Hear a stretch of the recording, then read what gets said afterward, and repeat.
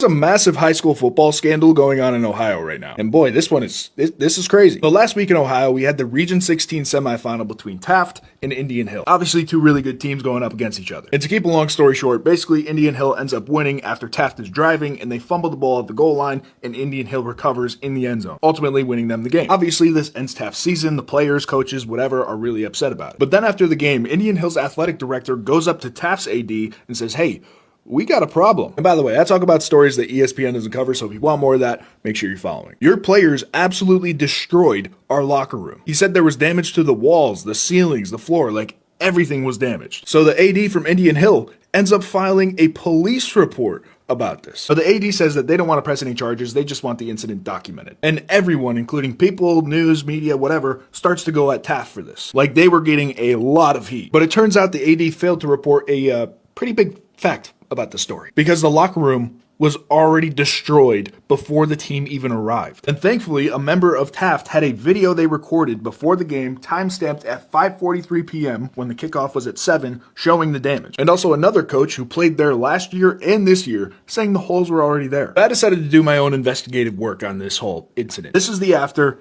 that's the before. I'll show you my findings, but if you want to play a game and look, go ahead and pause. 3, 2, 1. Mind you, these pictures were taken at a different angle, so it could be distorted, but the only differences I could find is right here, this hole is smaller than this one right here. Looks a little more elongated. This damage here seems to go a little bit farther down than this one right here. As you can see, the outlines between the two are just, they're not matching up. And lastly, over here, we have this edge that seems a little bit more damaged than this one right here. Now, I'm no contractor, but I know that drywall is very, very, very fragile, especially when it's in a state like this. And the difference between before and after is so minuscule that I can't see it possibly being intentional. In a locker room with over 50 people in there, someone is bound to run into a wall and damage it more. It's in shambles. And also another important thing to note, when the video was taken before the game, there is drywall all over the ground. So it's either A, the janitors are horrible at their jobs, or B, Taft went into the locker room and just started destroying it immediately. But for my final say as an investigator, I will say that Taft is innocent